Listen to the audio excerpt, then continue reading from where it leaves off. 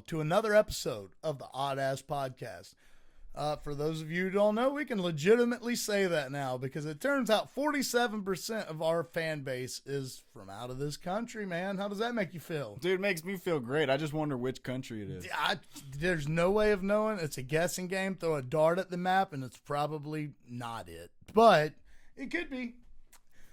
Could be them Dagestanis. Dude, side note, all around the world as well, because for the first time ever on this podcast, we had a legitimate world champion. Ladies and gentlemen, without further ado, the moment you've all been waiting for.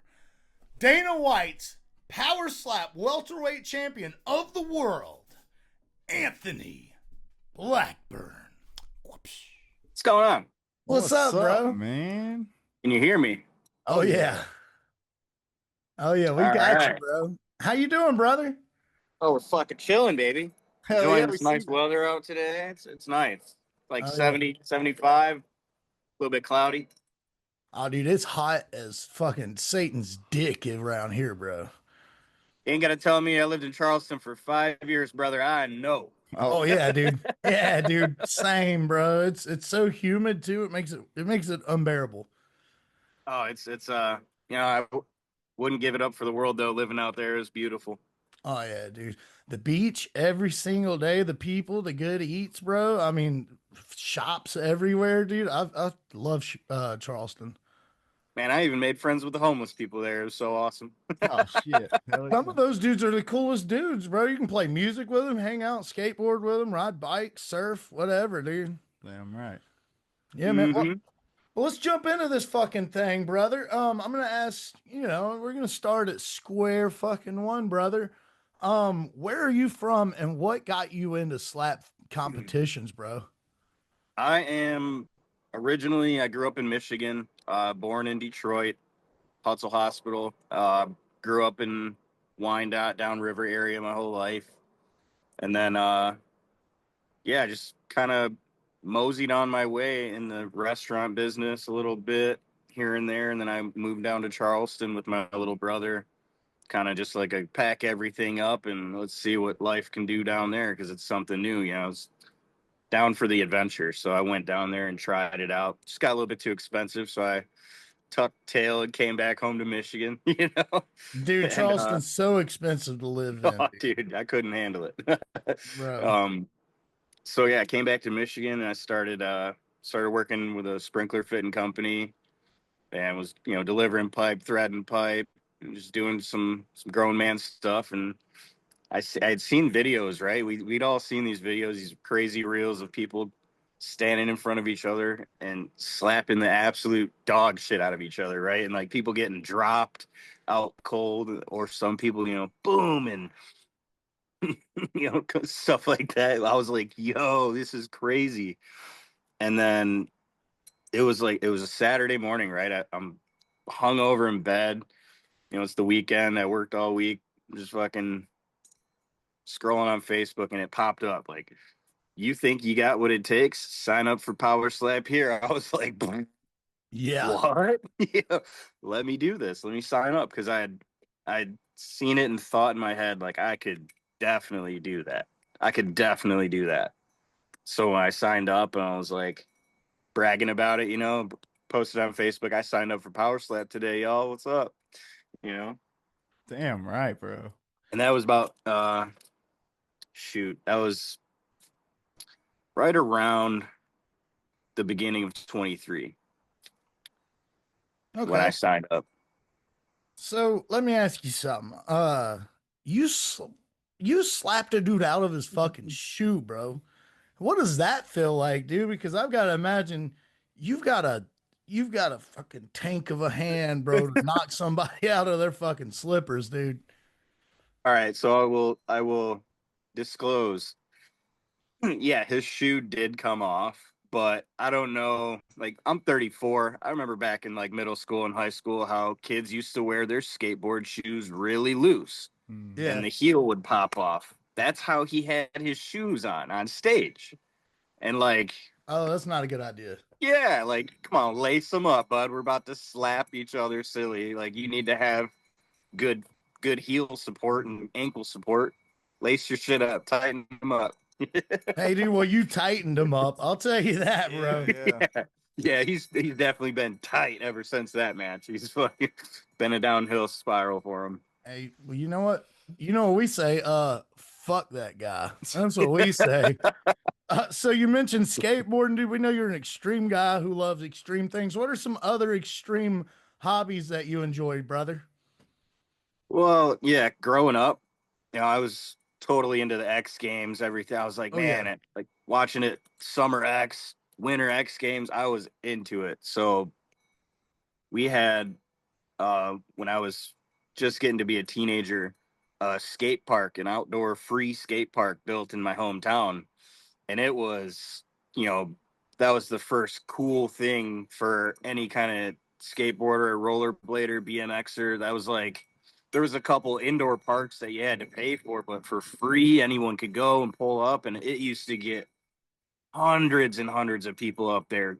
The best bikers and rollerbladers from all over would come and shut the park down because they're skating over all the ramps and can take the whole course on. So you're sitting there waiting your turn for an hour, just to get one little run in. Sometimes it was, that was a big, huge moment for us, and then being able to actually go there growing up. My parents were reluctant because obviously I was a teenager. I didn't need to be hanging out with adults up there. They're grown ass men drinking beers and smoking weed and shit, having girls up there. It was not really a good place for a kid. So when I was finally able to go up there, I was riding my BMX bike, had my rollerblades in my backpack, and had skateboard on the handlebars. Me and my Hell, friends would roll up 5, 6 people deep, and we would get after it all day long. And then hell yeah. I had football practice after school. I would get done with football practice, and how dead tired you'd be from going to school all day. I would get home, get on my bike, and go to the skate park every day, without fail. And it was just what I strive to want to get better at. I was just like, let me see if I could be one of these top dog skateboarders at the skate park. And then ended up getting to where I was pretty good and able to drive and go to different skate parks and stuff. It was just growing up with that kind of mentality, like practice makes perfect. You get better, but if you get hurt and you get down, you got to get back up and keep trying type deal. Hell yeah. So, do you like build your own boards? What kind of hardware do you use, man? Because I remember growing up. Actually, I got a funny story. One time, Thrasher magazine was in Augusta, and me and a couple punk ass little motherfuckers I used to hang out with. Anyways, I was like, "Hey, dude, watch this," and I tried to grind on this handrail. It was like a 6 step, and completely just fell right on my face, and they all laughed at me. And you got the Thrasher pick for real. yeah, no, dude, for a fact. I was like 13, But I had an Yeah, I don't know, element man. board. I grew up like when I first started, it was like the Walmart setups, like Yeah, the $30 complete, and it was just not good. My homies ended up getting like some hand-me-downs from the skate park, and it was like we were all skating the Walmart shit. Homie came with someone's beat up trash one day, and it was the cat's meow. yeah, He had like nice bearings, good independent trucks, a nice flip board. It was like way nicer than all our $30 crap. So yeah. then we're all saving up, get Christmas money, get birthday money, and then we all went and got like setups at the skate shop. And then we were all getting better way faster. It was night and day. Man, it sounds like But it we grew was, up almost you know, exactly the same. yeah, dude, venture trucks or independent trucks. I Oh skated yeah, mini logo for a long time. It was 7.5s for the longest. And then my feet grew and I started like, oh man, at 8, an 8 inch, yeah, I'm a man now. That was yeah, dude, it for was a back fact. in the day, dude. Damn But right. yeah, it was just fun growing up with that community because they're super supportive. But then there's also those tough as nails dudes that were bad to the bone up there showing you how it's done. It was Hell it was yeah. cool to be around. So, let's get back to slapping a little bit, brother, because I've got so many questions, dude. So I got an answer for you, what baby. are you what are you thinking when you're in a room full of people and the lights go dark, except for on you and your opponent and Jason Herzog or whoever the ref is at that time? What are you thinking about, bro? Like, I know you're thinking I'm about to slap the fucking shit out of this guy, but like, there's got to be some ulterior thoughts. Like, what's that process like, bro? Well, yeah, you get up on stage like that, and especially in your first matches, it's super tunnel vision. You don't even see anybody else but what's on stage because you're up on that pedestal and you got the lights, but then everything in the crowd is kind of dark. So you kind Yeah, of can't really see out past the stage too much. And then you're just focused on your opponent. For me, my thought process is obviously everyone at home's watching on TV. Millions of people around the world. You know, all the strikers backstage that you've made buddies with. You know, it's I'm not getting knocked out in front of all these people right now. You know, yeah, hell yeah. Yeah. that's that's it, almost it. You know, Your like opponents don't obviously think the like that. Your opponents do not think that because they get knocked out. I'm just like I'm like it's not. I'm not letting it happen today, dude. Like today is not the day for me to go down. And I've accepted the fact that, you know, when I sign the contract, every fight contract that you sign, you know, it might be the one this time. But I'm going to do everything in this camp and train and prepare for it not to happen. That's where I go through the thoughts. Gotcha. So, who was the scariest guy that you fought or stood across from? Oh man, the scariest. That's hard. Well, I mean, because dude, let's it's just really let's that's peel really back the tough. layers, right? Because like some of these guys look like straight up killers, and then some of the guys you're like, I'd fuck him up, but then you see him do what he does, and you're like, well, maybe I wouldn't fuck that guy up, you know? That's And probably how people think about. They're like, I'm gonna tear this guy, and he fucking won, and yeah, dude, and it you know, don't happen. no, uh, never. yeah, I would say probably probably Chris Thomas because he had, Oh hell yeah, you know, he was tearing through the welterweights before me, knocking everyone senseless. First champion, undefeated champion. You know, that's what I was striving to be. Now look at us. you know, dude, that's exactly where you're at, You bro. know what I'm saying? And but that was a match where I was like, all right, I know I'm facing a guy that has some power. I want to see if I could, you know, I want to see if I could take it. Let's go. You know, if I didn't, if he had the first strike, he might have put it on a little bit harder. He might have been able to get me down, but I wouldn't have stayed down.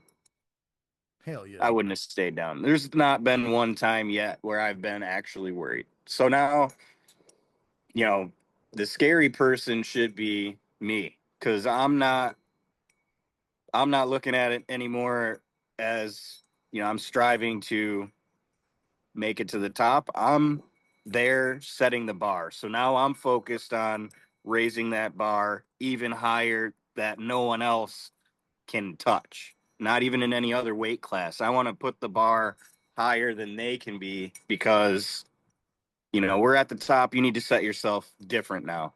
Obviously, Damian DeBell has 5 defenses, he's got 5 belts. It's going to be hard to top, you know, raise my bar over that. So now I'm getting towards the entertainment aspect. I got to be able to put on a show at the same time as outperform these guys. So that's what I'm working towards. Well, when you do compete, bro, you're one of my favorite guys to watch. Admittedly, I don't watch Yeah. it all the time, but when you fight, let me tell you what draws me in, dude. You've got that Diaz brother kind of mindset. The way I conceive it is because you talk shit, you get in their fucking face, you let them know before you slap the fuck out of them. You're like, brother, I'm gonna fucking try to kill you with this thing. Like, I hope your face goes over there and hits that light. You know what I mean, dude? And you talk shit. I love it, dude. I love it every single time you do it. So I think you're already entertaining, bro. It's just, yeah, I mean, there's going to be somebody that people have put this birdie out there, Yeah. and I love it. You know, they say if there's ever going to be someone that makes $1 million off a slap, it's probably going to be you. I've heard that from a few people now. Yeah, So now I'm striving for it. You know, it's already out there. I'm trying to vibrate a little bit towards it because I'm gonna make it happen. That sounds crazy, but I am in the right sport. I'm in the right position to make it happen. If anybody is, 100%, bro. Do you watch UFC? oh yeah, So you know who been Anthony Hernandez is. I've been hearing the name Fluffy around here and there. So Dude, he's you like literally remind me of him just in power slap form, bro. You really so do, dude. he's up and coming middleweight, or what's going on here? Where Bro, did he come from? He's about to fight number one contender, bro. Yeah, he's a bad son of a gun. He's got that Diaz brother mindset as well. He don't care who you are, where the fight's at, dude. They call him up. He just says yes, and then he goes and pretty much just commits murder for hire for these guys, dude. Just like you. I mean, seriously. It's a awesome. crazy, you know, that's a crazy thing. Like two Anthony's just getting after it in this TKO seriously. World, you know. So I like it. Who's a dream opponent to slap against? And now keep in mind, whenever I ask this, bro, it could be a slap fighter. It could not be a slap fighter. It could be anyone under the sun, bro. Pretty much what I'm asking you is, who would you love to slap the shit out of? That's what's funny, because you say the Diaz brothers. Dude, yeah. Nate Diaz. Oh my God. 170 pounds. That would be the best welterweight match to make. Like sick. Stockton slap versus Detroit chin, baby. Let's go. I would eat him. I'd eat him all day, but can he? Because he's a little bit older and he's taken way more shots than I have.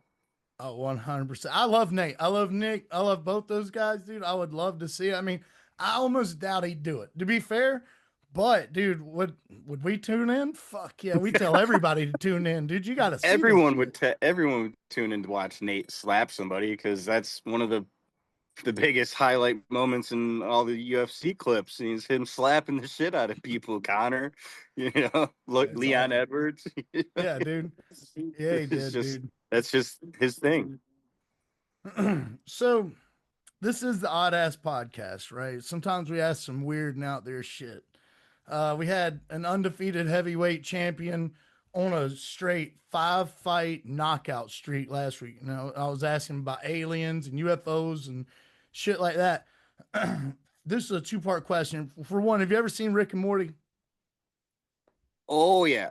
Yeah, come on. So if you had a portal gun, what time period would you travel to, and where would you travel to for what? Like, why? You know what I mean? Deep question right there. Yeah, wow. Dude, it's a solid one, brother. I would definitely. I've always been a really big Jurassic Park fan. Ooh. I'd probably do like fucking some late Jurassic period or something like that. Like, I want to see a T-Rex. Hell yeah. I want to see a Bronto, and maybe like if I could portal back, see what happened if when the big meteor hit the earth and wiped them all out, or I want to see what happened there. Yeah, dude, and just leave right before the heat wave hits, bro. Zip, gone, dude. I mean, that's a pretty good way to go out. Dude, my feed lately has been all kinds of wild. I don't know about your guys's, but I mean, I'm pretty into the alien stuff as well. What do you think?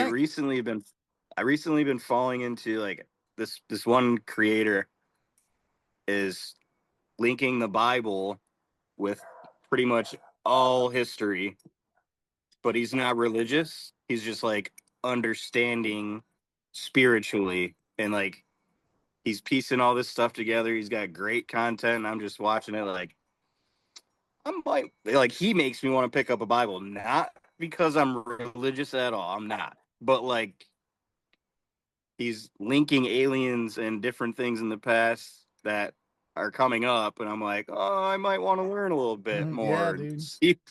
It's just kind of crazy that, bro. It's so confusing. Yes. It's so confusing, and when you go through and try and read that thing without knowing, you know, exactly what they're talking about, you're like, hold on. Why is this thing on fire? When did it get there, and who put it there? Why does this exist? You know what I mean? The Anyways, way he was explaining it, man, I was getting lost. I was like, let me see the next. Let me click on his profile. I was going through his videos, like, man, this guy's got some information. Those are the best TikToks. so we were talking about UFOs, man. What do you think these things are? You've obviously had to have seen the videos going around, the Tic Tac, and you know, I don't know if you've seen the congressional hearings with David Grush and all these guys, but what is Anthony Blackburn's take on these things, man, or multiple takes, man? Well, I feel like there's people that want to believe, and then there's people that just shut the theory down completely. I think just shutting it down completely is kind of ignorant. Like there's definitely possibilities. It could be government, right? People say Mhm. that. Could be other life from outer space or whatever you believe. Could be coming from the ocean. People are saying now. You're like, 95% of our ocean is unexplored. Blah blah blah. I believe it because we don't have technology to really get down there and record and be humans down there. You've seen the submarine go down there and implode. That We're making was, I mean, sacrifices every year, dog. Yeah. it's Yeah, dude. it's just silly to think that in this life that all the stuff that we've created as human beings and like video games, our video games are so good now. People don't want to live life; they would rather play the game. Yeah. That's true. You know what I'm saying? Like people give up on life and get addicted to video games. Yeah, dude. It's kind of sad. It's because they're so good though. Like they're good. You That's a There's Fallout gonna guy? Oh, I was for a long time. I'm thinking I might need to get a computer just to try and make some money on GTA 6 because you're gonna be able to make real money on the game. Man, that's crazy. I've heard the same thing, dude. I You try to gotta stay away from it, dude. I like the OG games like Fallout 3, New Vegas, There Zelda. you I like go. all those, dude. You yeah. could sit there and have a chill session by yourself. Doesn't have to be too crazy talking in the mic to your friends and whatnot. Yeah. I Yeah, like that. yeah, dude. The online stuff is just never ending. It's like, I'm a huge battle royale guy, so I've been, all kinds of all those games, Call of Duty, Apex, Fortnite. I've played all those with friends, slappers, you name it. right on. Yeah. A lot of the guys, we all game together a lot, so it's kind of built a brotherhood for us in Slap. It's everyone that started this sport together is real tight knit group, and it's even been to where we've had tight knit groups and then people have fell out. It's just the It happens. process. Yeah, hell yeah. Hell yeah, bro. And you got to think, dude, you guys are going to be that legacy group that everyone always talks about, bro. You know, the Hmm. Tank Abbots of slap, dude. You know, that's Exactly. going to be you guys, bro. And that's a heavy load on one hand, but on the other hand, it's like, dude, that's fucking sick. Yeah, if you think about it, there's going to be someone's going to be the star that's born, right? Mm-hmm. Someone's going to be that polarizing figure, and it might come pat 10 Dude, years from now, might come 5 years from now. It could be one Anthony of Fry, us. Don Fry. You know what I mean, dude? You know what I mean, bro? You never know. Dude, It we could hope. happen. That's why you take the chances and you kind of follow your dreams. You never know, because I would not be where I'm at today without pushing that sign up now button. Hell yeah. Would not be where I'm at today at all. I don't know where I'd be, to be completely honest with you. I was going down a dark, dark spiral, and Power Slab brought me out of that because it gave me something to drive for. I was like, oh, I need to get out of this slump and be somebody, and it's worked, Damn 100%. right. That's awesome, man. So when you're training for this stuff, bro, when obviously you go into the gym, obviously you've got coaches, obviously you've got to manage weight and diet just like any other athlete, man. What are some without giving any like maybe you've got some secrets. I don't want you to drop any of that kind of knowledge. Just kind of give us like a basic breakdown of like what you do to get ready for some of these competitions, man. Well, the first thing I did was be a fan. Yeah. I watched and was like, had my favorite strikers, Wolverine and Damian DeBell. Those guys were the forerunners of it for us. Those are the Yeah. people that I watched become champions over at Slap Fight Championship and start Power Slap with Dana and everybody. They were the bee's knees of slap world in the U.S. 100%. And it was just having those figures. I was like, man, I think I might be able to be like them, or just have that inkling to want to. And it's been a crazy journey, to be honest with you. Starting off watching those guys do great like they've been and continue to while I'm still on the rise too, Yeah. to be right up there with these guys that I used to look up to in the sport is, pretty awesome. So to start off, yeah, you got to be a fan of the sport. You got to want to watch it and pay attention, break it down, be an analyst. It really is a science to everything. So to understand it at that kind of a level and be able to key in on the small things really is, I think, the benefiting factor. So then it was, after my first match, I called my childhood friend, my coach, James Isham. We graduated high school together. He's got a gym in the garage. He's, real simple rinky dink setup, but the work and the intention, and, he's a bigger fan than I am. He watches more film than I do. Yeah. I just get to go out there and put our product on display. We both have the same mindset. We both want to be the best, right? So we're Yeah. putting in the work, putting in the time. We're breaking down this sport down to a science. So when you're throwing this home run swing of a strike, it really is a whole body movement, right? You're putting your everything into this one shot. So you're working everything. If you're just throwing strikes, that's fine to dial in the movement. It's down. It's good to get reps in, but you really need to strengthen your whole body with movement. You need to have fluid, good motion. Yeah. So, good plyometrics, obviously. Um, and that's just for delivering the slap. It's different to take the slap. You got to really know how to use your muscles in your body. You got to know how to brace. And I really think, a lot of it is mentality. If you don't have the mentality to go up there and eat someone's home run swing, best shot they can give you, and you're sticking your chin out there for them, if you don't have the mindset to stand there and say it ain't gonna phase me, it might not be the best to sign up for. Yeah, dude. It's some people get exposed. Some people are a lot of bark and no bite. Some people just don't have that same mentality of of I guess, to never quit, I guess. Hell yeah. There's always going to be that in the back of your head, like, what if?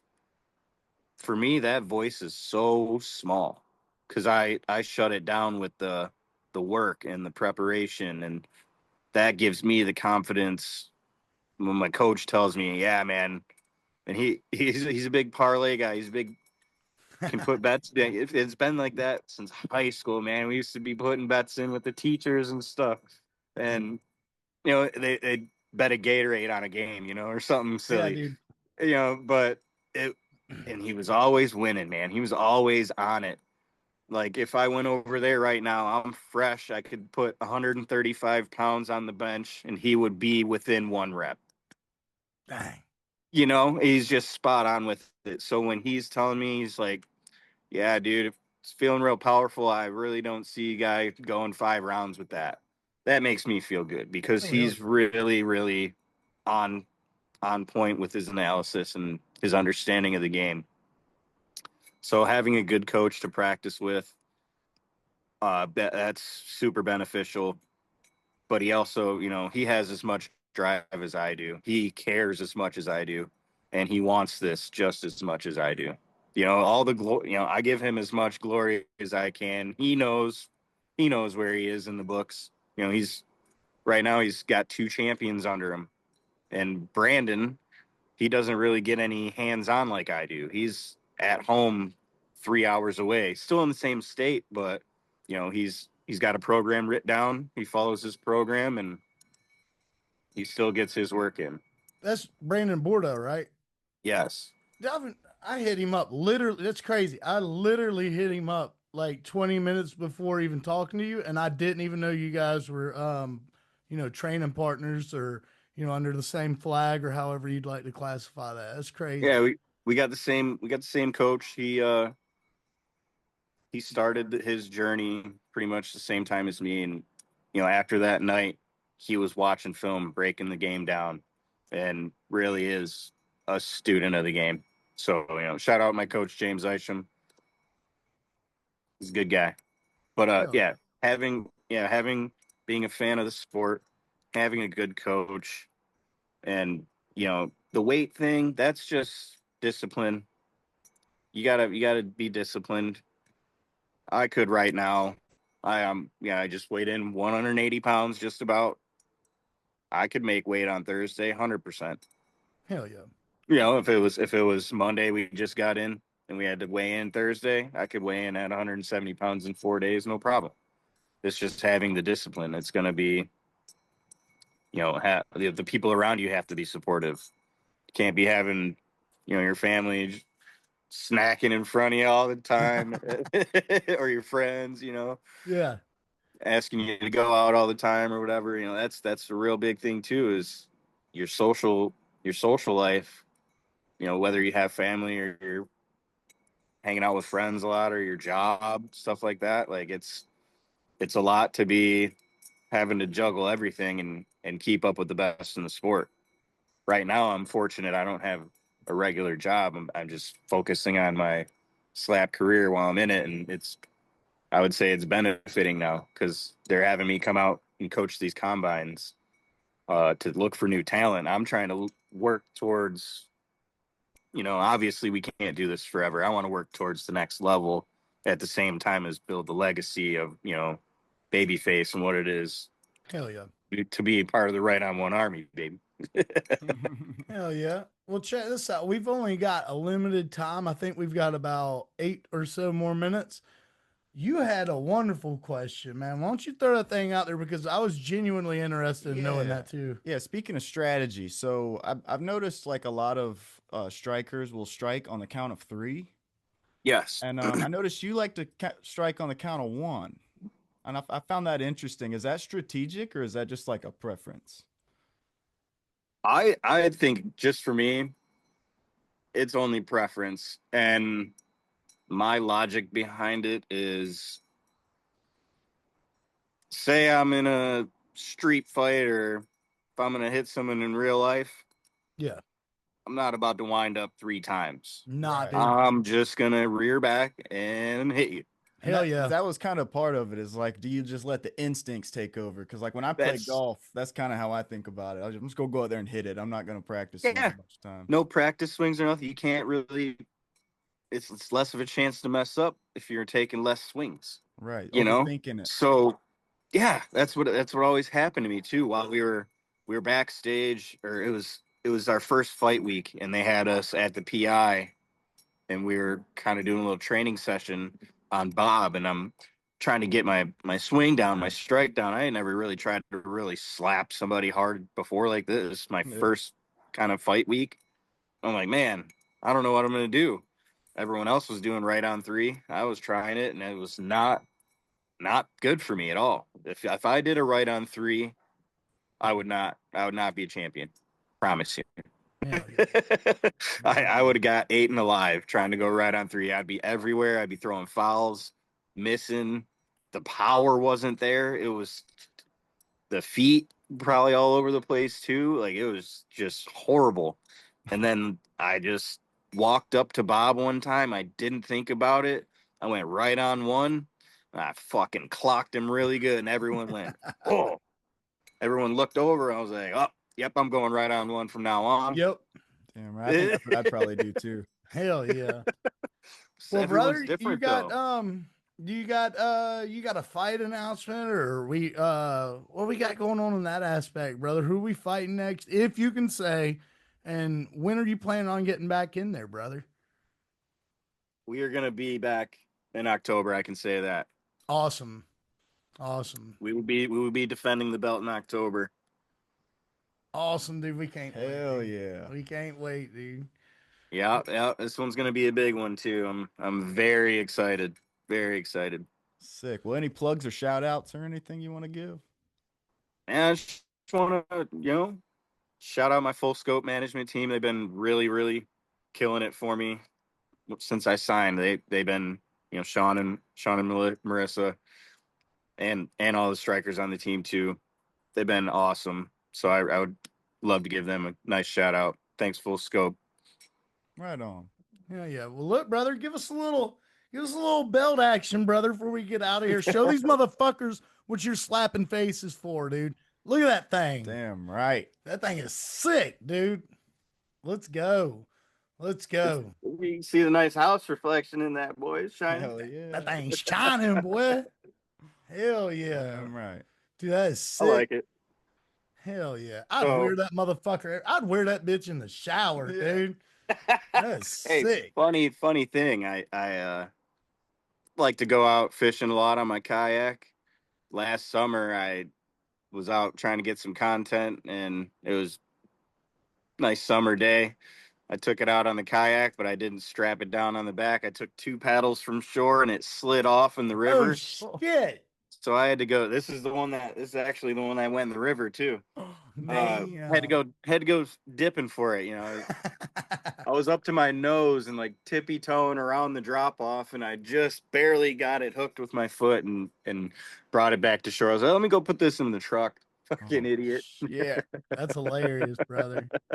Well, listen, Anthony, we appreciate you coming on here, brother. You're welcome back anytime. Tell Brandon to holler at us, bro. We'd love to interview him as well and get some insight from his perspective, man. He's a little bit busier than I am. Hell yeah. So it might be hard to get him in, but I'll let him know that you guys are wanting to have him on. I'll let him know that I came on and you guys are dope. He needs to get on here. Hell yeah, brother. Hell yeah. We'll come back anytime, man. This was an extreme pleasure, dude. And listen, good luck in your training. Good luck in your next fight. And brother, we cannot wait to talk to you after that next win. Hey, appreciate you guys. Thanks for having me on. And hey, if you want any other slappers on here, if they ain't hitting you up, reach out to me. I'll give them a kick in the butt for you. Absolutely, brother. Thank you, man. Right on. All right. Good to see you guys. Take too, care, man. brother. Take it easy. Peace. All right, man. Hell yeah, dude. That dude's fucking dope. Hell yeah. Yeah, he is. Are you still on there? Dude, that was awesome, man. Sick interview, man. Love talking to that dude, bro. Yeah, he's a really cool guy. Hey, he said he's going to come back before his next fight. He loved being here with us, man. We loved having him. Super chill. Ladies and gentlemen, we're just vibing with world champions. That's right. That's you right. know? And he's just vibing with us, bro. No big deal, man. It's been so cool getting this close to the MMA community. I mean, I know Power Slap's a little adjacent to the MMA community. It's still a combat sport though, and we're getting all up in there. We're gonna learn all about this Power Slap thing, man. I mean, listen, dude, you can't. People's argument is, oh, well, they're just standing there. They're not defending each other, blah, blah, blah, blah, blah. That will be the same people that hated on Khamzat Chimaev for wrestling the shit and grappling the shit out of DDP this weekend, man. You can't have your cake and eat it too. These guys are athletes. These guys are studs. They stand in front of each other and slap the shit out of each other. It takes iron balls to do such. And I'm just glad to get a little insight into that world. He made me want to tune in. And I know we've sat down and watched and studied and gotten ready for this thing, but like I'm legitimately, I'm a fan. I'm a fan. Just because of this. Damn right, dude. It'll do it to you. I mean, the guy's so cool and he's so about it, you know, and when you get the inside scoop on the strategy and the conditioning that goes into this, you know, it gives you a respect for it and the people who do it. I liked when he said that he looked up to Buddy, that this guy was this undefeated champion. And when I asked him, who's the scariest slap fighter? He said, I am the scariest slap fighter. they're in my world. They have to come here and face me. I'm the monster under the bed. I'm the creature in the swamp. Come fucking get some. Damn right. I mean, that's literally what makes a champion, ain't it? Dude, he's incredible, man. I had a great time. Well, look, man, let's get right back to where we left off. UFC 319, Khamzat Chimaev versus Dricus du Plessis. Taylor, run us through it, brother. Dude, this whole card from start to finish blew my damn mind. I mean, what other card do you have where you have the Ultimate Fighter finale, you have 2 first-round spinning elbow knockouts, dude? I'm getting ahead of myself. I'm talking about all the good stuff, but we're going to break this thing down fight by fight from the beginning to the end. And we have a little bet going, I mean, as you guys know, and he's been whooping my ass, but I'm slowly creeping back up there. And we left off on the last card, 17-19. This card, we tied. We both got 8 right. So now we're up 25-27. I'm inching up, dude. I know this time I didn't make any ground, but we're going to do it. And you know how we're going to do it? No. By getting these fights right. Oh, okay. Yeah, I did know that. Actually. I did, in fact, know that. I hope that I don't get drug into this 27 club. I didn't like landing on that number, man. You know what they say about 27, and I hope that my betting path did not die right there, bro. I have faith, bro. I think you know what you're talking about. Yeah. So, unfortunately, I didn't know what the fuck I was talking about on this first pick. So, it was the Ultimate Fighter finale. I've watched all of them. I knew Joseph Morales used to be in the UFC and that he didn't quite make the cut, and that Alibi Adiris was from Kazakhstan. And I don't know if you've heard me talk about it before. Kazakhstan never lets me down, but in this instance, it did. It changed my mind on the Kazakhstani people. I'm just kidding. I really love Kazakhstani fighters. But I learned something from the betting aspect of this. So if you're going to look at these Ultimate Fighter guys and try to make a bet on them, it's a pretty safe bet at this point that the guy who's been in the UFC once before is probably going to win that fight. And that's just from my experience of me watching this and making picks on these Ultimate Fighter cards. Because I've been an avid watcher, you know, there's 40 seasons now, but I've watched a ton of them. And that's something I've gathered. So we didn't get our pick right for that one. That was Alibi Adiris is who we chose. And Joseph Morales submitted him in the second round. It's a dude. Let's dial it back a little bit. Let's rewind it. The dude's name is Alibi. The other guy's name is Joe. It's not that I don't watch Ultimate Fighter. It's not that I don't like the Contender Series. It's that, you know, we both have extremely busy work schedules. I just don't have time to dedicate to all of these different, outlets, man. And these things are their own thing, man. People like to classify them in the same, classification of the UFC, and it's not, dude. Dana White's Contender Series is the ultimate test coming in here. And Chael Sonnen and Daniel Cormier would have you believe that the Ultimate Fighter is. It's just not, in my opinion. Contender Series is where it's at. I love that show. If you guys haven't checked it out, go watch it. Tuesday nights, man. Dana's always talking about, man, I wish I could run that every single week, year long, year round. I'm here for it. I wish he would. I like catching up on it, Wednesday, Thursday after work, but unfortunately I can't tune into him live, man. Well, I'll watch them for you, pal, and I'll just get you debriefed. That's why we'll do this. Alibi and Joe, huh? Yep. Well, Joseph Morales looked like a world beater. Alibi, he wasn't any joke. It looked as if he got hurt very early, and Joe took note and just started wearing it on him. I liked how he came straight out with the pressure. Straight out was like, dude, I'm not letting you make me take a back step. I'm getting in your face. I'm throwing this shit with reckless abandonment. And if you want to counter me, bud, because this is the gunfight, and I'm here for the gunfire. Yeah, he certainly kept control of the dynamics of that fight for sure. Yeah. But up next, we got Karine Silva versus Dion Barbosa. And we both said Karine Silva, and we were both correct. I mean, it was closer than I imagined it would be, but Karine Silva still took it out and, gave us the decision win. People are bitching. It was a 29-20 29-28. Sometimes 29-28s are clearer than others. Sometimes not. I didn't see a problem with it. I didn't see... Everyone's talking about how Dion Barbosa won the fight decisively.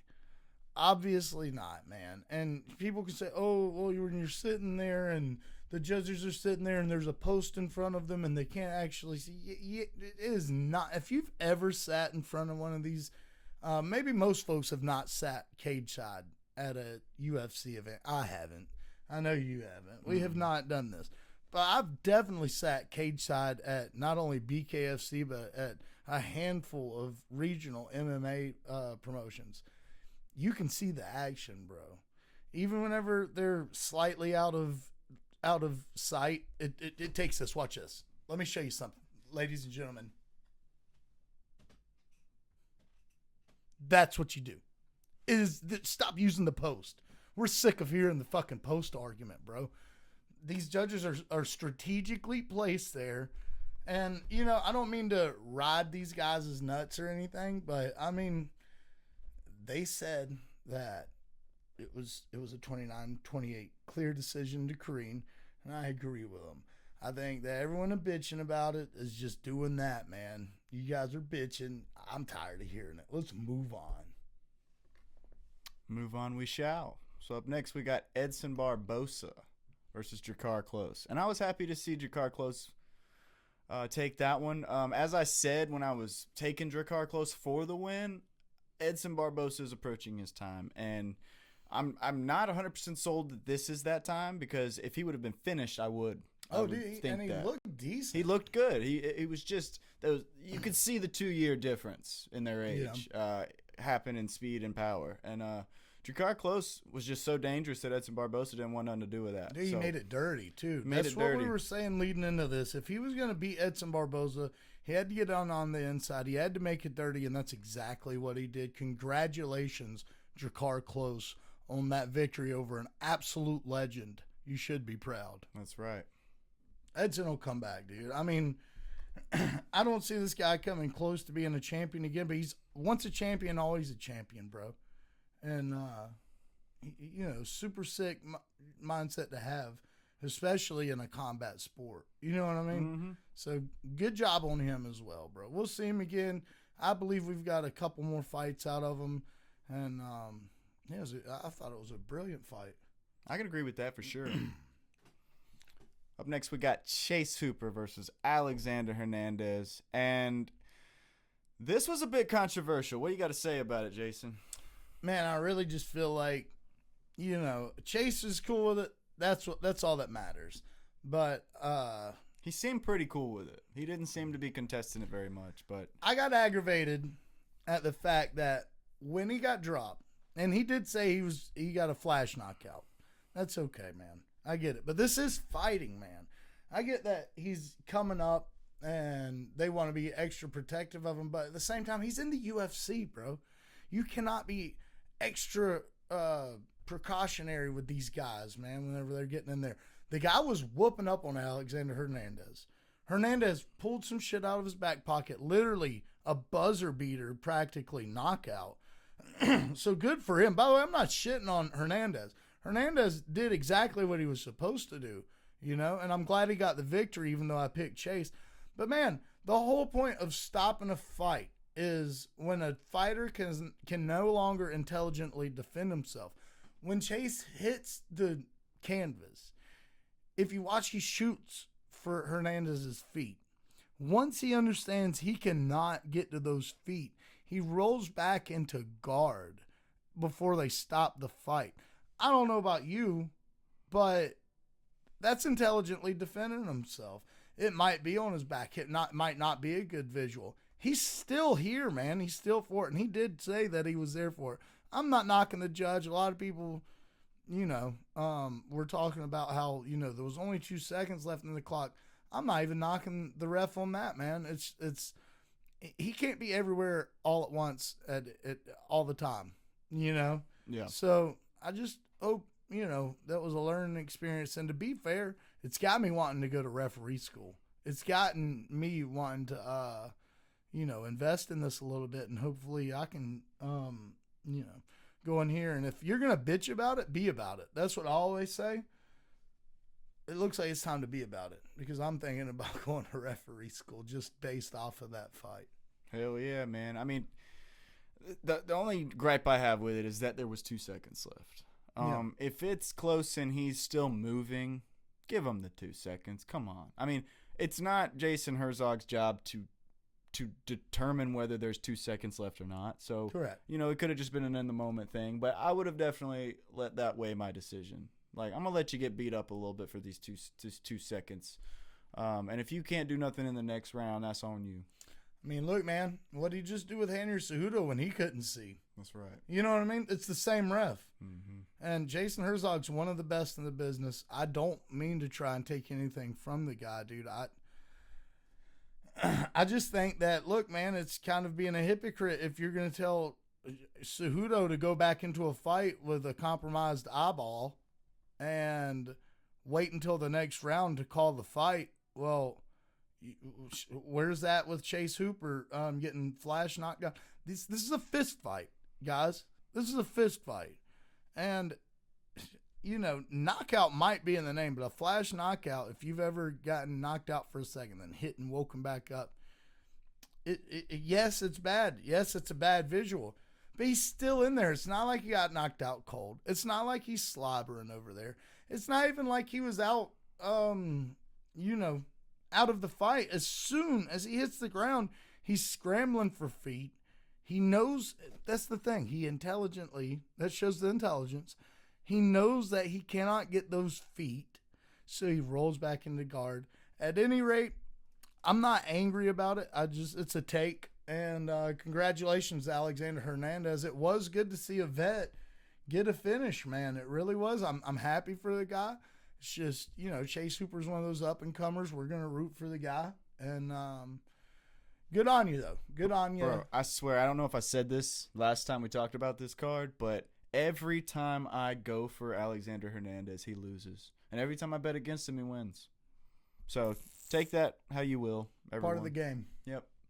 So we both got that one wrong. And then up next, we got Jessica Andrade versus Lupe Godinez. And this is one of the ones that we did not vote the same. And Jason got me. He got one of his points. So,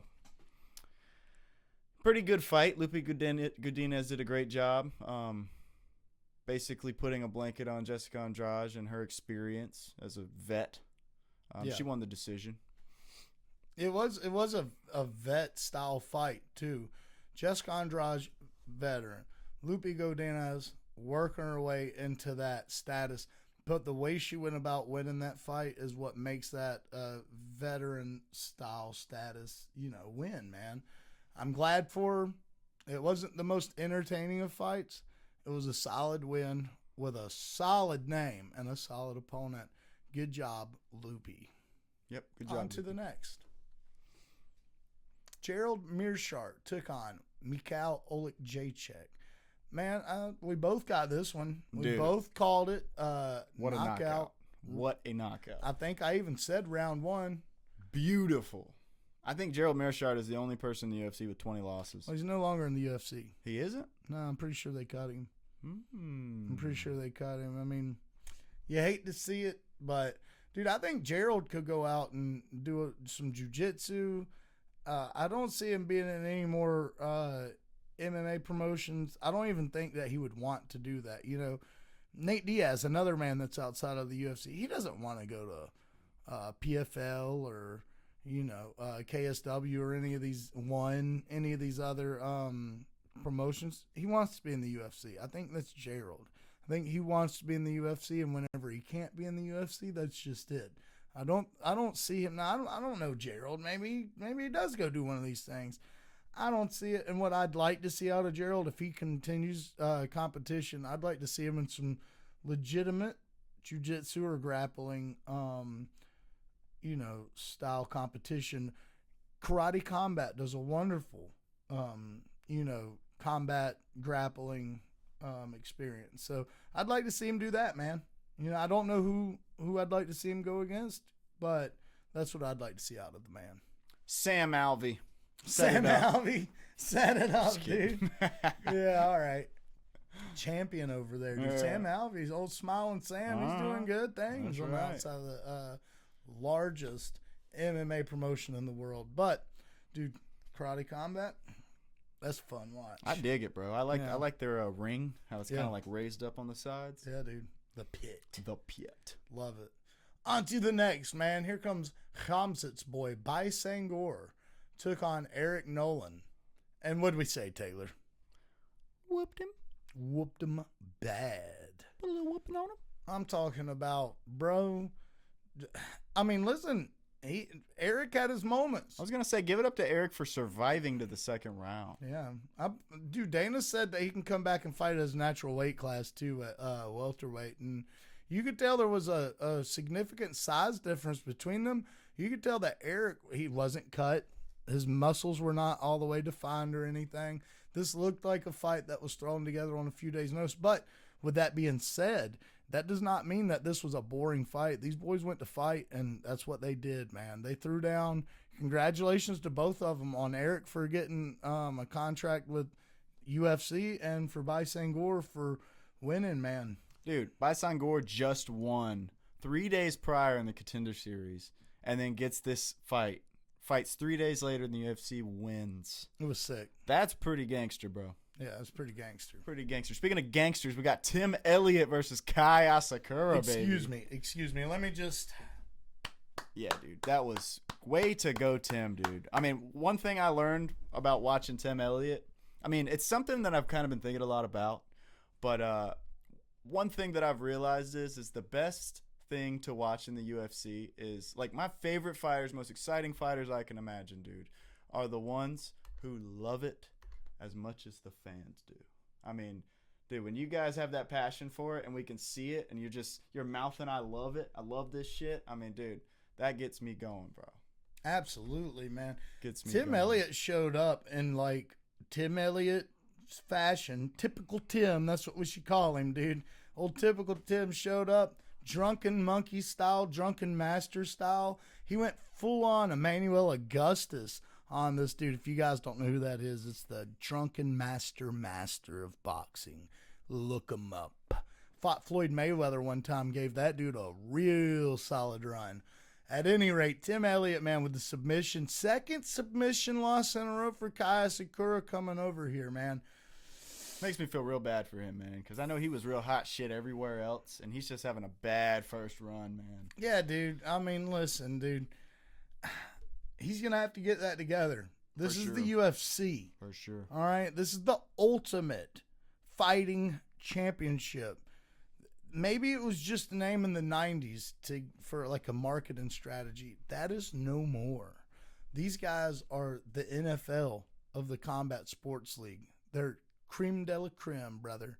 And if you're going to go there and be one-dimensional, you are going to get fucking sought out immediately. Everyone's going to see the holes in your game, man. And, you know, I wouldn't fight Kai. I'm not saying that. But as a fan, an avid one at that, you can't show up like that, man, lacking those skills. I agree, man. I mean, he's got the skills, man. It's just I don't know if it's the matchups he's getting, or if he just got into the UFC a little too late. You know, that's also a possibility. He might have gone through his whole prime at other organizations, and now he's on his downturn. And I'm not saying anything bad about the guy. I actually like Kai Asakura as a fighter. I'm just speculating. Well, here's the thing, dude. Tim Elliott, guaranteed. We respect Tim Elliott. We respect the fuck out of Tim Elliott. But that was supposed to be a feeder fight. Yeah. That was supposed to be like, oh, man, let's get you back on your feet. Right. That's kind of how I saw it. I mean, I hate to make it sound like that, but it just turns out that Tim Elliott trashed those plans, bro. Yeah. Tore them up, stripped them up, burned them, and then dusted it up, bro. Threw it out back. He didn't know what the hell to do with that, bro. I mean, he was one step ahead of him the whole fight. I loved it, man. Me too. On to the next one, man. I loved this fight. Folks, some folks were saying, oh, well, this, that, and the next. Listen, Jared Cannonier took on Michael Venom Page, MVP, the original Bellator guy that came over here and you know, of the new generation Bellator guys anyways. Everyone keeps saying, oh, these Bellator guys don't come over here to do nothing. Don't say that to fucking MVP. Don't do that, bro, because he's going to laugh at you. He's going to do the Sean O'Malley dribble on you, and he's going to give you a fucking punch push right in the jaw, dude. Talking trash while doing so. I thought this fight was fun, and people were talking about, oh, well, he got took down at the end, and he couldn't get back up. That's the beauty of fighting, dude. It's not always going to be a one-way road, man. You know, and these are things he's going to have to work on. He obviously looked up good in the fight before that with his get-ups. Jared Cannonier is a heavy opponent to have on top of you. The guy used to fight at heavyweight, man. He was a monster, too. He's not a light fella to have pushing his hips on you and his shoulders and all that top pressure. So, I thought MVP put on a classic MVP performance, and if you don't like it, then you just don't like fighting, dude. The fight was a good fight. I loved it. It was like a play. It was like watching a play. MVP putting it on him, coming through the third round, getting took down, getting dominated for that last round, and it was more than edging out a decision. It was a great fight. For sure. There's one thing that I will say about MVP, and that is that nobody makes a decision look better than MVP does. No one. I mean, that's an exciting decision right there. It was great, man. Talking trash, getting his face, the old O'Malley dribble on his ass, bro. And we love Jared Cannonier, man. I'm not trying to shit on For Jared, sure. But he got dribbled on. And if you get dribbled on, dude, you don't go back to the court. That's a very good point. Yeah, dude. I like how you said that there. Yeah, dude. On to the next. Jeff Hands of Steel Neal took on Carlos Praches. Taylor, what'd you think about this one, brother? Dude. Yeah. I love Jeff Neal, first of all. Yeah, dude. Love Carlos Prates. They're both awesome fighters to begin with, just separately. That was excellent matchmaking. Dude, seeing them together in that fight was amazing. Yeah. I mean, it almost looked like it was going to go pretty far. Mm-hmm. And then the spinning elbow happened. Yeah. And that put Jeff Neal in the shadow realm, in another dimension. And he had to find his way back here like in Stranger Things. Yeah, he legitimately. And I think he's back now. But, dude, he went to the upside down world. I mean, yeah, dude. Beautiful by Carlos Prates. Dude, fighting nerds, do it again. Absolutely, dude. Jeff was in that fight. He brought the fight. He brought the pressure, man. He was looking good until he wasn't. And people got to start putting some respect on Carlos Prates' name. I mean, I know they already do, but I mean, man, I want to see Jeff Neal. He called out Leon Edwards afterwards. I don't think that they're going to get that fight going in Brazil. Maybe down the road. And if you can't get that one, dude, let's do Michael Morales. That's the fight I'd like to see. Carlos Prates versus Michael Morales. Sign me up. Young Gun versus Young Gun. Who really wants to be a fucking contender here? Damn right. That would be a really good fight. Yeah, dude, I dig it. I I'd dig that. pay great money just for that fight, dude. Damn straight, bro. Make it a main event. On to the next. On to the next, we got Lerone Murphy versus Aaron Pico. Now, this was the first time I had ever seen Aaron Pico fight, and I was impressed. I mean, Aaron Pico looked like a fucking monster out there, but dude, it's different out here in the UFC, bro. It's a little more hot, a little more humid, and you know, you might be more prone to a sweaty. heat stroke. You know, What the kids call sweaty. that's right. And so, first round KO, 3 minutes in, bro. Caught him with another fucking spinning elbow, It was bro. sick. 2 in a row. I don't even know if there's been 10 spinning elbow knockouts in the UFC. I could be wrong about that. Don't quote me. But the whole point is there's 2 back to back. Yeah, it bro. was super sick. When does that happen? Yeah, well, it happened at UFC 319. Khamzat Chimaev versus Dricus du Plessis. That's where it happened at. It was beautiful, dude. I mean, Aaron Pico was just walking towards him the entire fight. Throwing bombs, Throwing bombs. dude. Throwing mad bombs. He was trying to take him out, bro. Dude, he Lerone was Murphy. trying to murder him. I mean, listen, dude, you got to give it to Pico. You know, this whole, like, Pitbull and Patchy and now Pico, you know, the 3 Ps from Bellator. Dude, listen, man. The thing, Patchy didn't look like he showed up. Pitbull came back and won one. I'll admit his first performance was shit. Second one, he looked great. Yeah, he looked pretty good. He was a little slow. It's a little slow to the action. That's the way the guy fights. I don't really much care to watch it like that, but the guy got it done. But not to take away from the fact that Pico did not show up and look like that. Aaron Pico showed up and looked like a world beater. He wanted to take Lerone Murphy's head off, and he gave it every chance. He gave it every go he could, man. Lerone was back there practicing that spinning elbow. Did you see it? No. Yeah, he was literally practicing in the back with his coach. Went out there and executed it like a fucking G. You picked the right time for it. Man, I mean, starched him. That was a great one. Beautiful. On to the main event. I'm going to say it again. Khamzat Chimaev took on Dricus du Plessis for the middleweight title. And man, that was the most one-sided affair we've seen in a long time since, in my opinion, Kamaru Usman versus George Masvidal won. Looked a lot like that, actually. Yeah. I mean, listen, here's the thing.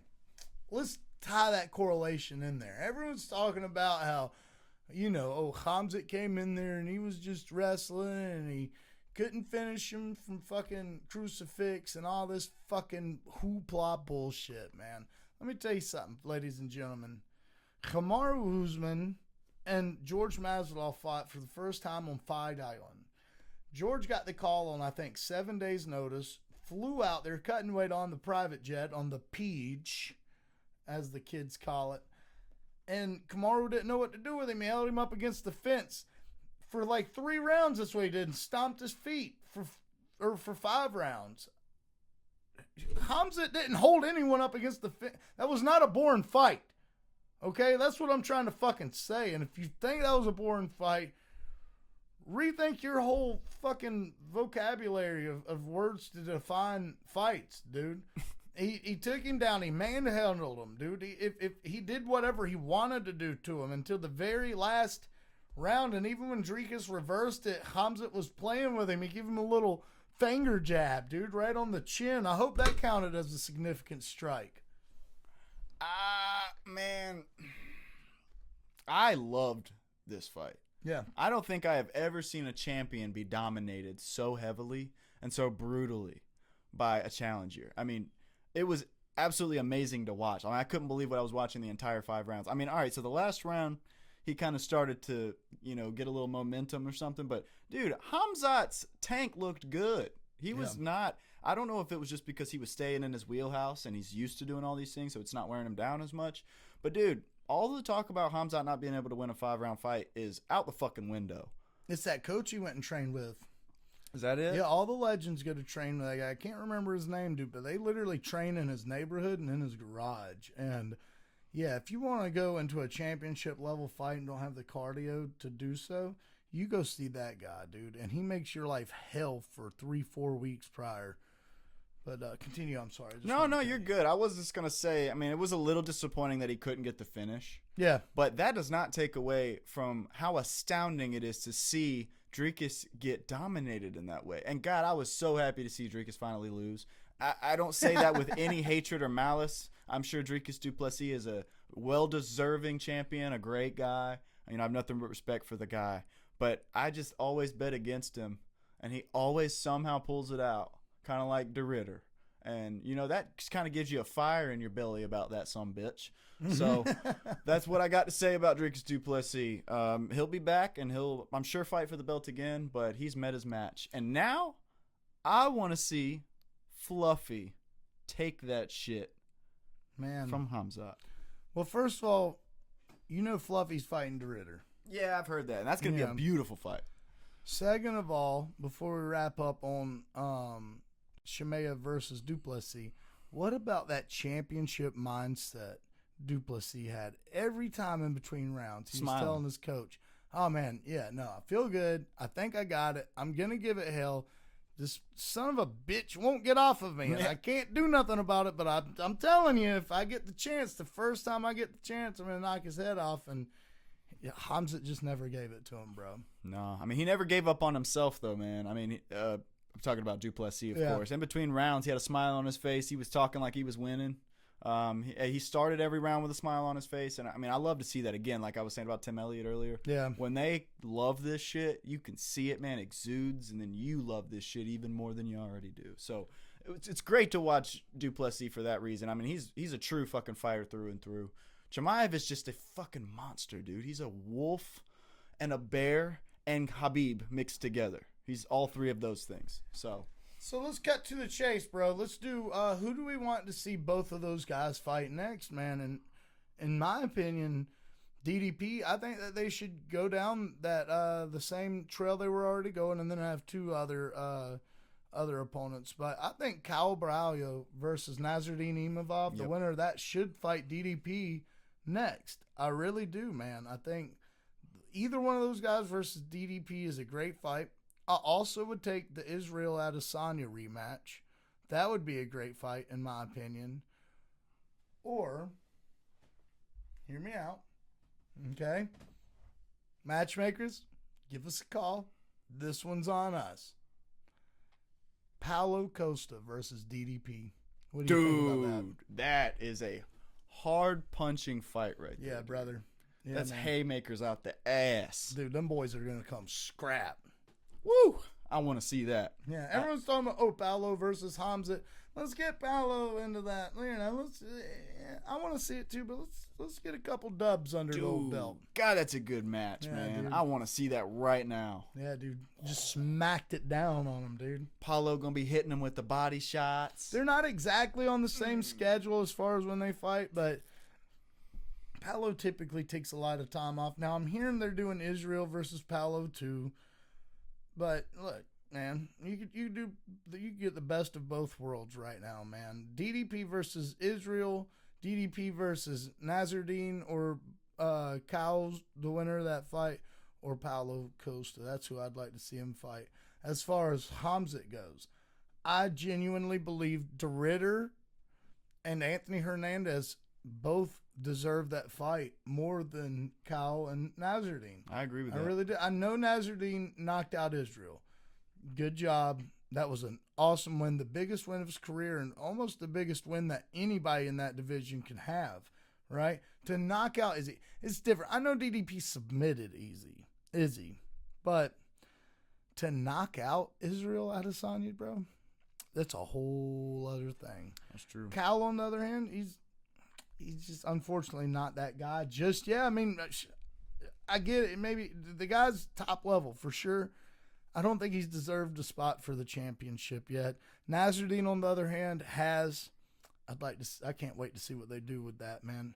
Hamzat, I'd like to see fight DeRitter or the winner of DeRitter and Fluffy. Me too, man. That's what I want to see. I would be happy watching DeRitter get beat by Chimaev. So I think DeRitter and Fluffy are very similar fighters, except that DeRitter is more like DDP in that he's very weird and awkward. Yeah. But they still are trying to kind of do the same thing. Now, maybe this is just a bias. I think Fluffy could beat Chimaev. I don't think that same thing about DeRitter. Can I interrupt? For Yeah, a of second? course. I'm just starting conversation here. I also feel like Anthony Hernandez gives Hamzat a solid run for his money. Mm-hmm. I'm not going to sit here and confidently say he beats him 100%, smokes him every time. Not going to say that. I'm kind of 50-50 on it because I as well have bias in that. DeRitter and Hamzat were training partners. Really? And not only that, Hamzat has been quoted saying that DeRitter made him not want to come back to MMA after he retired. No fucking way. Yes, he has. No And yes, he did. fucking way. Yes, he did. Wow. Brother. Yes, he did. Dude. Yeah, good. Listen, God, this guy, man. I know. Can't get rid of him. No. I think he's cool, dude. I like listening to his interviews. No, he he's just great. seems He's like a weird dude, though, Yeah. doesn't he? Yeah, which I like that. I mean, Yeah. obviously, Oddass podcast, we like the weird fellows. Yeah, but dude. You heard that, DeRitter. Yeah. We'll have you. Hit us up, brother. Holler at us, bro. We deal with champions now. Yeah, dude. Champs only. You know? Champs only, bro. No big deal. AJ Fry. Anthony Blackburn. That's right. We got another champ coming on here in a couple weeks, maybe even next week. We're just gonna keep that to ourselves for right now. But you guys will know by the time this thing drops. You guys will know about it. We'll get it thrown out there.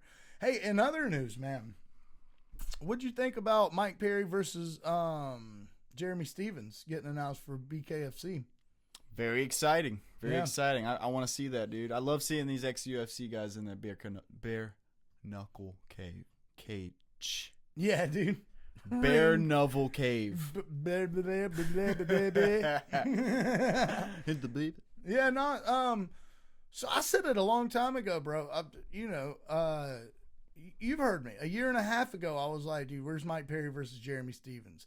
I know everyone's talking about how Jeremy Stevens is 3 weight classes down and blah, blah, blah bullshit. Let me tell you something, ladies and gentlemen.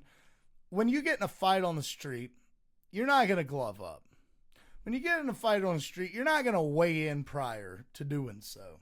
That's true. Okay? When you get in a fight in the street, there's not going to be a referee. You might got some homies that'll pull the fight apart if it gets down and blah, blah, blah, whatever. But here's the fucking deal, folks. You're not always the same size either, and it's always bare knuckle unless someone's got a knife or some knuckles or some brass knuckles is what I mean. Or like a baseball bat or something. And by that point, it's attempted homicide. You're no longer just fighting. So, I'm here for it, brother. I wanted to see this fight a year and a half ago. I think that's a slugfest, and I don't think it's as easy as folks think, bro, just because Mike Perry's bigger than Jeremy. I think Jeremy gives him some new problems that he hasn't dealt with yet inside of the bare knuckle ring, dude. I agree with that. Yeah, I'm here for it.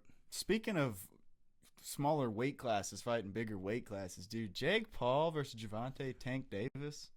Let me just tell What? Let me break the fourth wall here for just a moment, ladies and gentlemen. That was an amazing segue. Give me some. Yeah, that was fucking sick. All right, right back to it.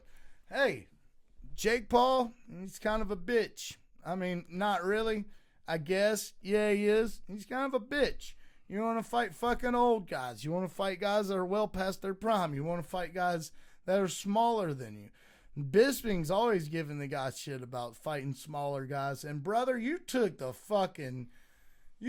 a whole nother level of let's fight smaller guys, man. And I was reading this as an exhibition fight.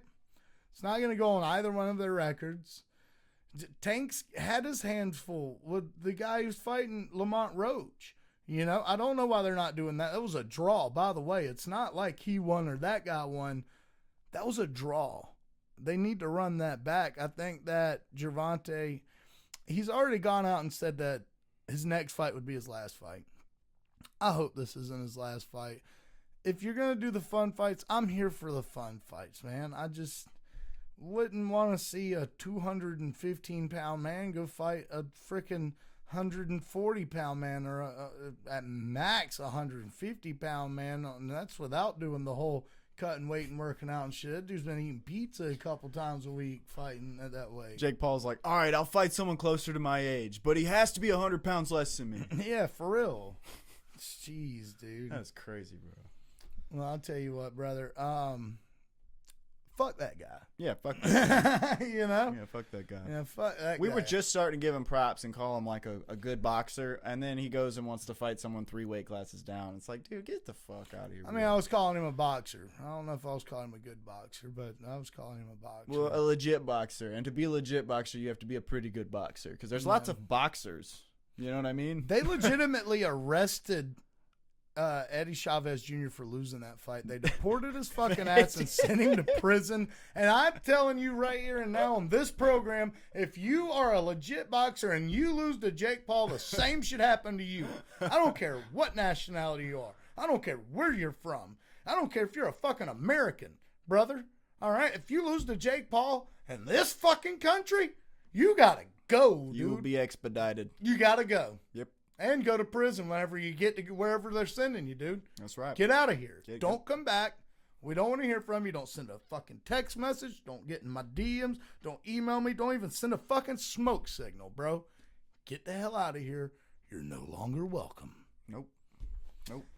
Enough about this fucking stupid shit. Well, this is the Oddass podcast, but that is just fucking weird, and nobody wants to hear about it, man. So instead, how about we move on to this Saturday's main event only. I mean, the prelims look great, but brother, I don't know half those guys. I can't wait to meet them and be introduced to them this week. I really can't. Unfortunately, the card starts at 3 a.m. Yeah. I won't be up for it. Nah, I'll be watching that at 10 a.m., 11 a.m. with my coffee before my gig, which eggs, I like that. Some eggs, some bacon, Yeah. some toast. I like that. I like waking up to some I mean? fighting. It gets me pumped up for the day. You know what I mean? Starts my day a little earlier than I normally would. It's like Folgers, but it's UFC. That's right. You know what That's I mean, right. dude? Or both. You know, a little bit of Folgers with the Same UFC. time. Same time. Damn right. Well, you take us off, brother. You lead the way. All right. So the first fight we have on this main card, Good luck. it's Tayalake Naraji. And that's a guess. I think it's pretty close. Versus Kiefer Crosby. Yeah. Give me the one that I spelled first. Yeah, dude. Give me neuralgia. Give me Tayalake, however you say his name, brother. Tayalake. Give me Big T. Give me Big Big T. T, bro. Big T with the 1-0 contest. 11-1. He's taking on Kiefer Crosby. He's 10-5. Kiefer looks mean. That's the thing. I know his record shows otherwise, but and he's probably gonna lose this fight too. But I mean, the guy looks mean. Let's take a look at their records. Respectively, of course. Oh, he's fucking 11 years older than him too. Yeah, 35 to 24. They wanted to open their fight. He's older and 3 Think inches about shorter. the No, region they're in, brother. They wanted to open and fight on the main card to be like, yeah, you guys are doing shit. You guys are doing shit. Well, go look at Kyle. I think they're feeding him to this guy. He was supposed to fight Song Kanan. Man, I like Song Kanan. I like that guy. He lost to Sam Patterson by submission in round 1. Bro. Jesus. Kiefer, brother. Thimba Garimpa, bro, he better be glad that fight was canceled. That's all he's got. Yeah, well. So he's lost to Sam Patterson very fast. He was born on my birthday. Look. Oh, shit. April look at that. 5th. Hell yeah, man. Wow. Well, I think it's safe to say Tailake Yeah, is Big gonna, T. is gonna Give me take Big it. T. I think he's going to take it. On to the next one. Sue Madarji is taking on Kevin Borjas. Give me Kevin. I'm going to take old Kev. Old Kev, he's beat some notable dudes. Yeah, let's check him out, brother. I think I'm also going to have to take Kevin before I even look at this. Usually has red hair. Oh, yeah. Kevin Borjas is a monster, dude. Yeah. He beat Ronaldo Rodriguez. I mean, Yeah. that dude ain't no fucking joke. No, not a walk in the park. He's beaten several notable dudes. Oh, dude, Edgar Chairez would have been a great fight. Beat, or he lost to He lost to Costa. Costa. By KO. Ooh, boy. Well, I'll tell you what, man. I don't give a shit who he's lost to, dude. I'm taking Kevin Borjas in this fight. I don't know how it's going to happen. I don't know when it's going to happen, but I think Kevin's got this one in the bag, brother. I'd be agreeing with you. On to the next one. Sergey Pavlovich is taking on Waldo Cortez Acosta. Taylor, you got in this fight and why? Man, I would normally say Sergey Pavlovich, but I didn't like what I saw when he fought Volkov, dude. I didn't like that. I was on the Pavlovich train until that fight. Yeah. And Volkov made him look bad, dude. Yeah, dude. And Waldo Cortez Acosta has been making everyone look bad. Yeah. And while I do believe Pavlovich is favored to win this fight, I'm going to have to take my gut and say Costa, dude. Let's see. me Acosta. Let's see who is the favorite. Click on that son of a gun, dude. All right. Okay. Well, I'm gonna tell you what, dude. Sergey, give me Sergey, bro. I know he didn't look that great in his last fight. As a matter of fact, every instinct in my body and brain is telling me to go with Waldo Cortez Acosta. But look, man, Sergey had a bad night out. He lost to Tom Aspinall, the champ, the ultimate champ, bro. Mm-hmm. And then he lost to Volkov. But here's the thing. They were buddies. They were training partners. Did you see the end of the fight? Yeah. Where he was like, "Get the fuck off me, yeah, bro." he was pretty upset. He You know why, though? fucked him up, dude. You know why, though? He fucked him up Dude, but yeah, for sure. Real yeah, bad, for dude. He sure. was Yeah, beat the shit out to a of him. pulp. Yeah. But, I mean, look, dude, I think because of that, he's going to have a lot of motivation to get back in there. I think Waldo hasn't fought a guy at this high level yet. I can agree with that. I can't wait to see the boxing combinations that are going to happen. As a matter of fact, I think this is going to look a lot like Derek Lewis versus Tai Tuivasa. That's the fight that I'm tying this to, man. I think it's going to look a lot like that. I think this is going to be a first-round knockout. This is not going to be a Volkov versus Pavlovich decision, brother. This is going to be a first-round knockout. It's got it written all over it. We can smell it from here. I can see that for sure. On to the next fight, brother. This is my fight. This is my fight of the card, dude. Really? Yeah, dude. I love this fight. Brian Ortega, T-City, is taking on Aljamain Aljo Sterling, brother. Give me that rum. Give me that rum, dude. Aljamain is going to win this fight, dude. I think he's going to... I think he looked good in the Movsar fight, man. I thought that was an exciting fight. I think he should hold his chin up. I don't know how good the company and his relationship is or anything like that, man. But I enjoy watching Aljamain fight when he's not just. What was the fight? He had one boring fight, and it was against Piotr Jan.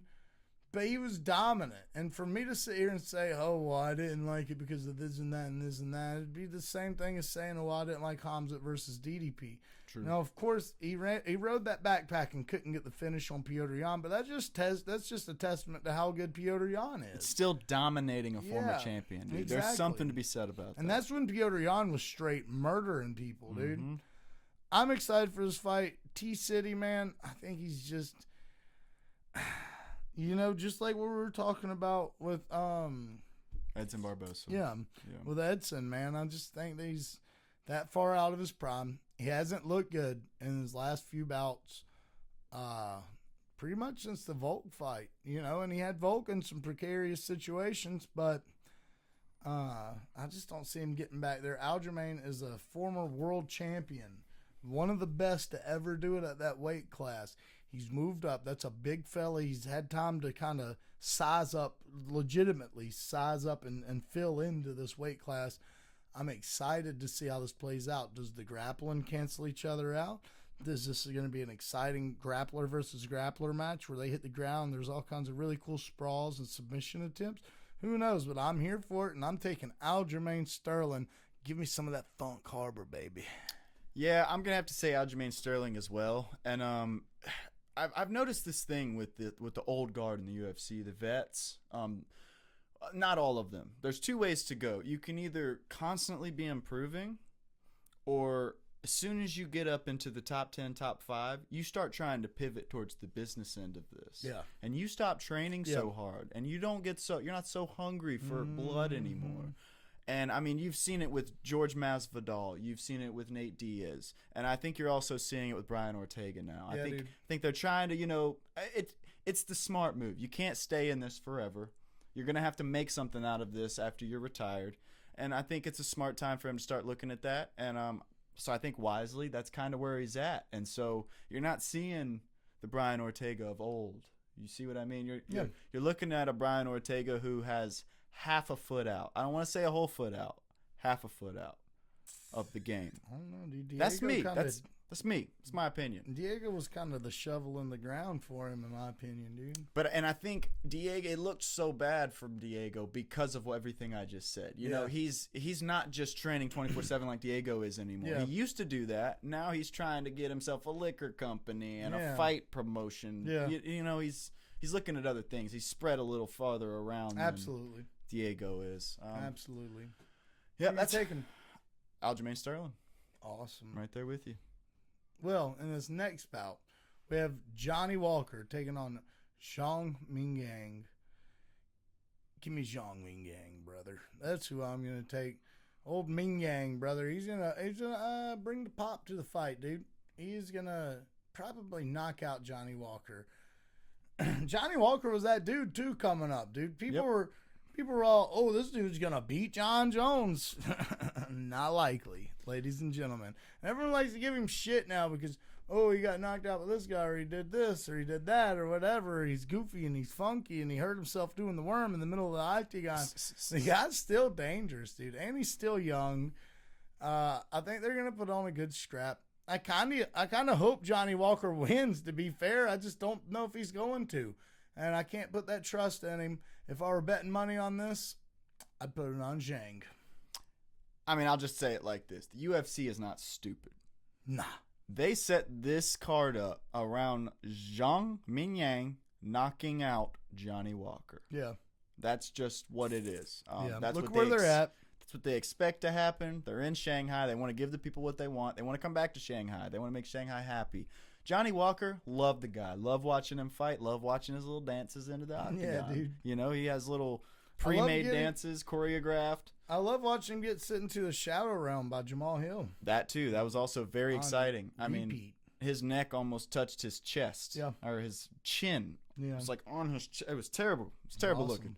But man, love watching Johnny Walker. Love his energy, love his attitude, love his little fake trips on stage that he does all the time.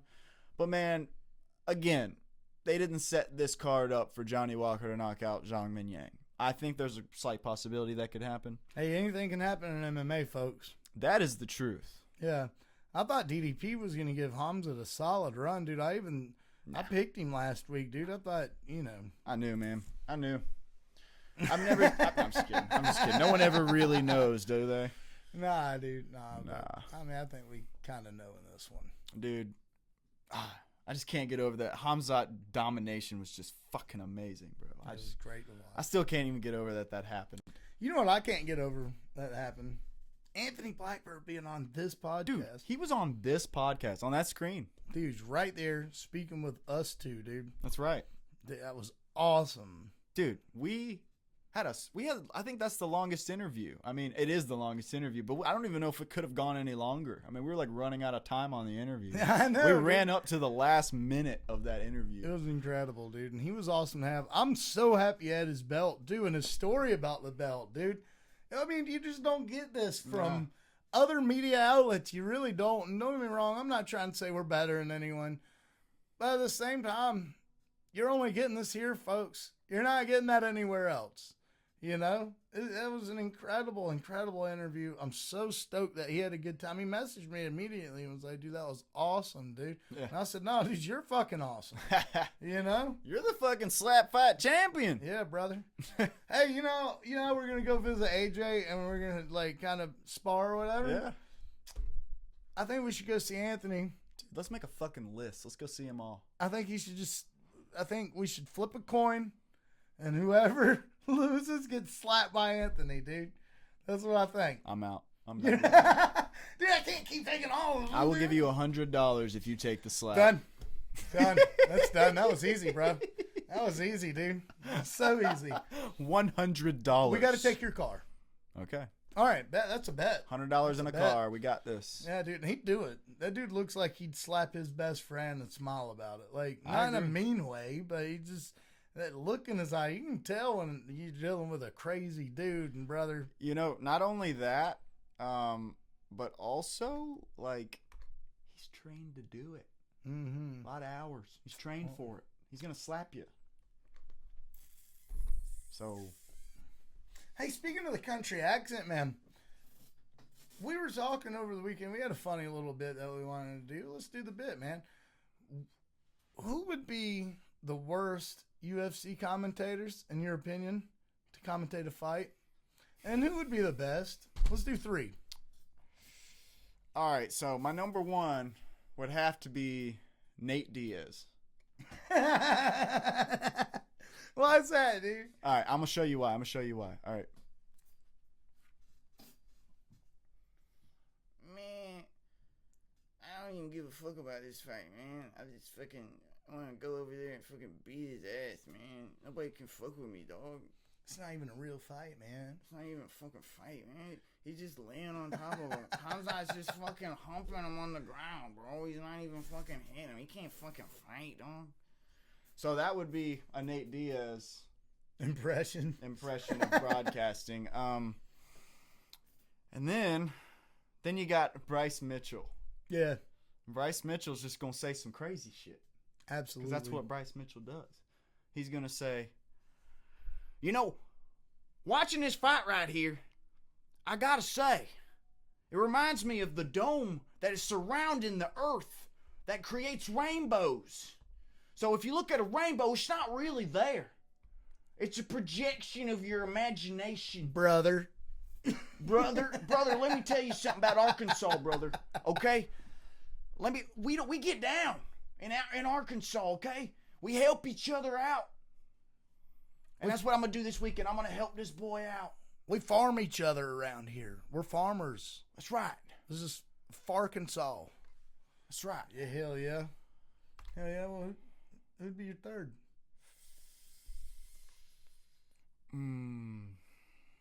That's one I haven't thought much about. Nate would be a great one. Nate to be would- honest. And Nate- I love Nate. I love Nate. It would be a great. All right, so I guess the other one that I would think of right off the top of my head, I mean, besides like Anthony Hernandez, who's just gonna cuss every other word, I think that can be fixed though. That's not like a personality flaw. No, That's some just a media habit. training, that dude get right back on it. But I wonder if you can trust Derek Lewis to not say some crazy shit like "my balls is hot" Nah, dude. and pull out his cup Nah. and throw it at the other commentator. Yeah, You think that would be an issue? Maybe. absolutely. You think so? 100%. I mean, he just says some wild shit, bro, and you're never ready for it. I mean, you think you are, and you're not. Plain and simple, you're just not. All right, so I think mine right off the rip, brother. I think that Bryce Mitchell, brother, would absolutely be one of the worst dadgum commentators you've ever seen your whole life, brother. You know what I mean? The firmament's up there. The space is real. It's a projection of your astral. It's an astral projection sent to you from the communist government super spies. You know, dude, he'd be just telling you all kinds of stuff that probably isn't true. So we wouldn't want to hear from that. Second, Marab. oh, Bro, dude, yeah. Marab, dude. Which I can't do the impressions too good. You said smash. I go out and I smash him. Dude, he just would ramble and keep going on, man. Dude, I didn't even think about it. That's a really good one. Yeah, dude, for a fact. And then I think my third. Ooh, boy, who would be my third? I think that my third would have to be Stipe. Stipe would. I just don't feel like he'd be a good commentator, man. He seems awkward. He seems like he'd stumble over his words a lot, and he probably wouldn't even care to be there, dude. He always seems like he doesn't give a fuck to even be there. So I feel like Stipe, at least with Nate, you'd get like a comedic value out of it. You know, with Stipe, it'd just be like, well, I'm here. He's punching him. Oh, he's punching him again. Oh, look, he kicked him. Oh, man, there's a fire over there. I need to go get that fire out. You know He what I does mean? have kind of a dry personality. Yeah, Stipe. dude. Yeah, dude.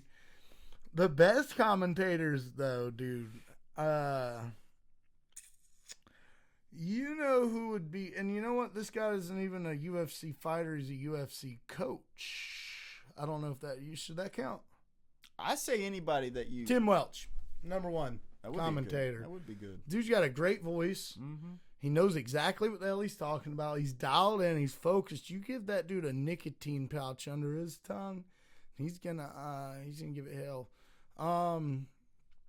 Number two, really good commentator would be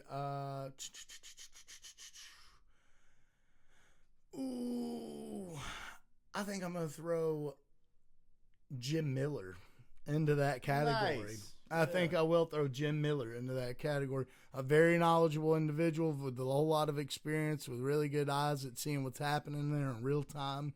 His reaction time would be really good. And, you know, who wouldn't want to hear Jim Miller commentate a UFC fight, dude? Right. Number three. Now, this could be a little controversial. It's my opinion, though. It's not your opinion. I don't give a shit what your opinion is. You could not give a shit what my opinion is. I don't give a fuck. I think Valentina Shevchenko would be a solid commentator. If they could, she kind of does the Marab where she goes on and on and on and on and on. If they could dial that in with a little media training and just got her to like 2 sentences or less, 3 sentences or less, I really truly feel like she'd be a smart, educated, well-versed analyst. And I think those are my 3. Hell yeah. Yeah. Got to start by saying, dude, your Bryce Mitchell is spot on. Thank you, sir. A lot better than my Bryce Hey, Mitchell. thank you, brother.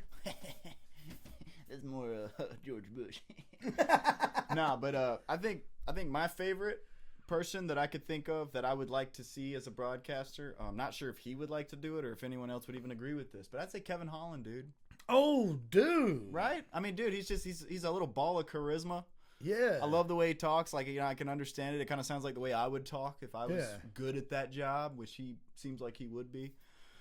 So yeah, I think Kevin Holland would do really good at it. Who else?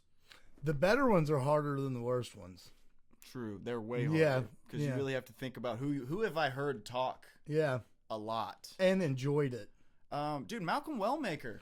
Malcolm fucking Wellmaker. Be honest, Wellmaker. that dude talks very well. Yeah, he's extremely intelligent too when he speaks. Yeah, he speaks very well. There's another guy along the same lines who I love to hear him talk because he just is very well spoken and he always gives the right gratitude to the right people in the right way. Like I don't know, there's certain people that when they give an interview, like you can't help but listen. There's a lot of people that I skip their interviews, but the interviews that captivate you every time, that's kind of what I'm trying to think about. How many times has that happened to me, and how could that translate into being a broadcaster or a commentator? So, who would be my third? Can I throw you a bone here? Throw me a bone, dog. Okay, I don't know about good commentator, but you know who would be an hilarious commentator? Hanato Moicano. Dude, yeah, that's a great one. He would be like along the. I'm gonna pick that one. You're gonna run with it. Yeah, I'm gonna run with that one because now he is like a kind of a mixture of Derek Lewis and Bryce Mitchell in the sense that he says some wild fucking shit. Yeah. But I think he is business minded enough to put that aside and understand that a lot of his thoughts and opinions are not, necessary for that job, to be in that job. But I still think he could use that place where that's coming from with the charisma and everything of like getting his point across in a way that doesn't piss everybody off in the fucking MMA community. Absolutely. But yeah. Hey, let me tell you guys something real quick. Okay? Hey, put it back on both of us. I want to see us both. I want the man to see that we mean business whenever I ask this. In a wholehearted, very real way. You know who I want to interview? Who? A guy that lives legitimately 15 minutes away from me. Can you guess who that is? You just said his name. Malcolm Wellmaker. Malcolm daggum Wellmaker, brother. What's up? I DM'd you, bro. I DM'd you, man. I slid in Malcolm's DMs, dude, and said, hey, brother, I'd love to have you on the podcast. I know that in the grand scheme of things, we're no Ariel Helwani yet. We're no Luke Thomas yet. We're no Submission Radio yet. You know what I mean, dude? But listen, man, local guys support local guys. We've been to the pizza joint parties or Mellow Mushroom party, whichever freaking pizza joint that was, dude. And we pull for you, brother. If anybody out there knows Malcolm Wellmaker or could get this to Malcolm Wellmaker, clip this. Send it to him, man. We'd love to have you on, man. We'd love to come see you. We'd love to come talk to you. We'd love to hear what you got to say, brother. Damn right. Or even just talk over the Skype, the Zoom. That'd be totally awesome, man. Yeah, just absolutely. have a little conversation with you for 10, 15 minutes, whatever you're willing to do.